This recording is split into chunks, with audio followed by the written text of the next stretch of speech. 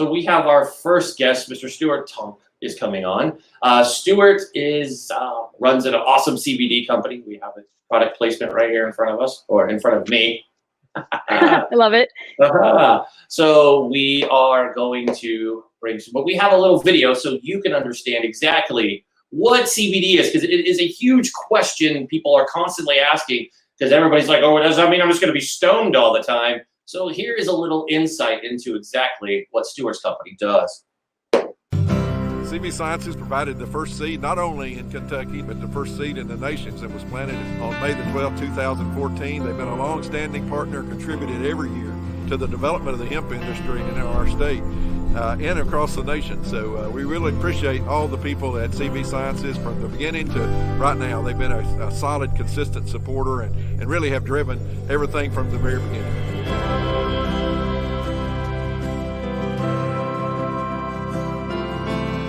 I wanted to grow something that I knew that would be good for the soil and good for the environment. Hemp can be used in a variety of ways. Fiber, you could make your whole house out of hemp fiber, CBD oil. So I wanted to be a part of something that could help other people.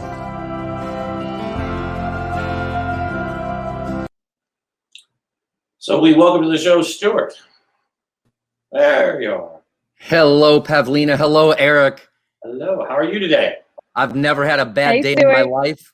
Sure. That's good. We like not bad days in their life. I love that. Such positivity. This is what happens. This is what happens when, we're all in quarantine and all on Zoom and stuff, So. Well, I agree with you. I mean, but I live on the West Coast where we can enjoy certain things that are at our disposal and are voted upon, that are legal for us to use, that help us through life. So that's why we have Stuart here. Stuart, before we're going to kind of cover the number one topic, and you and I have some history together. So I know in past interviews, a lot of the folks you talk to, they treat CBD and THC and the whole cannabis industry like basically, well, I can't say my parents, but like the non-hippies of the 60s. I'm an opposite host for you. I am a daily THC user. And in fact, when I lived in the state of California, I had my license. I absolutely love cannabis. I'm a pro-cannabis person. I believe that it should be legalized throughout the United States. It's great for athletes. It cures so many different things. So for our folks playing at home, give us the difference between THC and CBD, to the point of, if you take some drops right now, I will not be stoned. I won't need to go to 7-Eleven, get a Slurpee and some Cheetos. Tell folks the difference between the two. Well, thank you. And thank you so much for playing that video. It brought such a smile to my face, because CB Sciences has been in this business for nearly 10 years.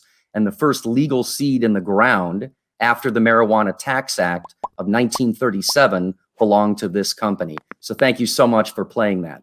The simplest answer, the clearest answer between the difference between THC and CBD is this: THC by itself may cause psychosis, and CBD may treat it.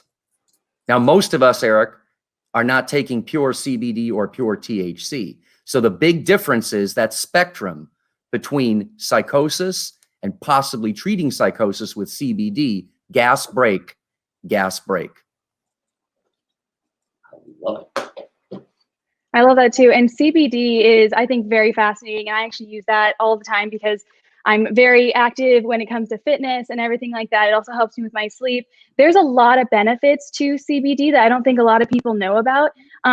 Sleep, anti-inflammatory, helps with pain, so many other things. Can you explain a little bit more about that, just like the benefits? Yes, and the first thing that we need to always remember is when we're talking about dietary supplements, like the one that Eric has in his hand, that are currently available online and in health food stores, we are limited by law because of how the product is labeled with what we can say. So it's labeled as a dietary supplement, which means it's for healthy people and to make healthy people healthier.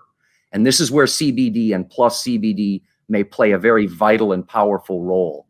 CBD supports and speaks to every single cell in your body to help you more appropriately respond to stress. And we're all under so much stress right now. And there was a system that was discovered in the 1990s that seems to coordinate the stress response that CBD gently speaks to. So it's different than THC, as I said earlier. And to your point, it has multiple mechanisms of action. Hemp CBD may turn out to be the most exciting molecule discovered in our lifetime. So here's my question for you, Stuart, and I get this one a lot, especially coming from the West Coast and talking to people on the East Coast. And I know you're West Coast based too, so you know, our culture is very, like, the whole THC CBD world is very common to us. I mean, it's available at all the dispensaries and it's really good strength. I have folks that ask about these people who are selling from non-legal states this CBD type product.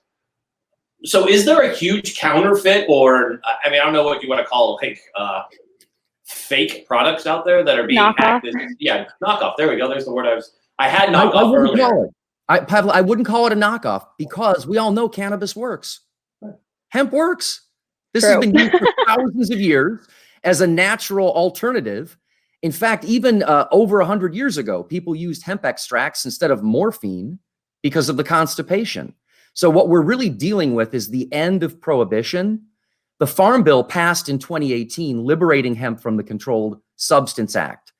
That doesn't mean CBD is completely lawful.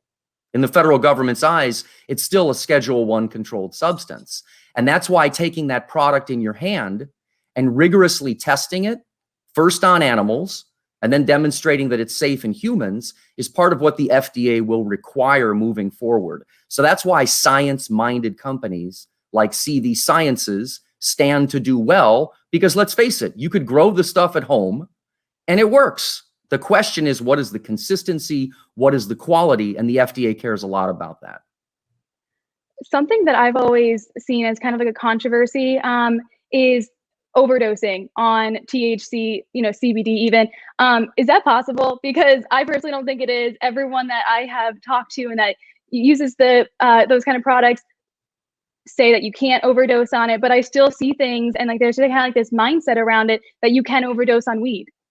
Well, I think if you dive very deeply into some of the genetic testing, say, for example, with 23andMe, they have found individual SNPs, these differences between people that can metabolize or not metabolize these cannabinoid compounds. Very much like some people can tolerate caffeine and other people cannot.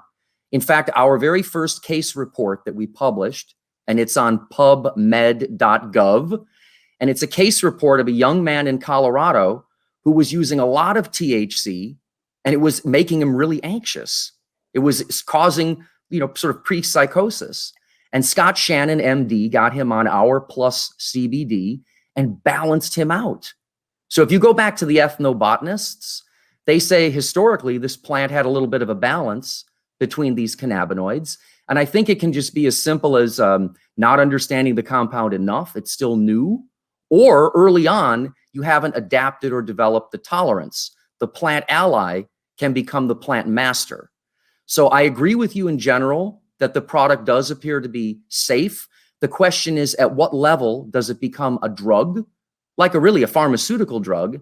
And at what level is it a wellness product? And I think that's a fair conversation for safe and balanced regulations. I love that you went with that, Stuart. That was my question, right? At what point does CBD hit that pharmaceutical side where they get their dirty mitts on it, right? Like they've done. Well, they already have it. Technically, let's be clear. GW Pharmaceuticals, they took CBD through the drug approval process, and they own the IP for CBD for the treatment of rare forms of epilepsy. So that's part of the debate as to what is appropriate to be used as food. How about just personal freedom? Getting back to your point, growing it yourself because you can and you know how. So we really have three different swim lanes. We have the pharmacy CBD, the dispensary CBD, and the health food store CBD. And as the regulations come in, everyone has to stay in their own swim lanes. Yeah, so I think it's really interesting. Go ahead, you got it.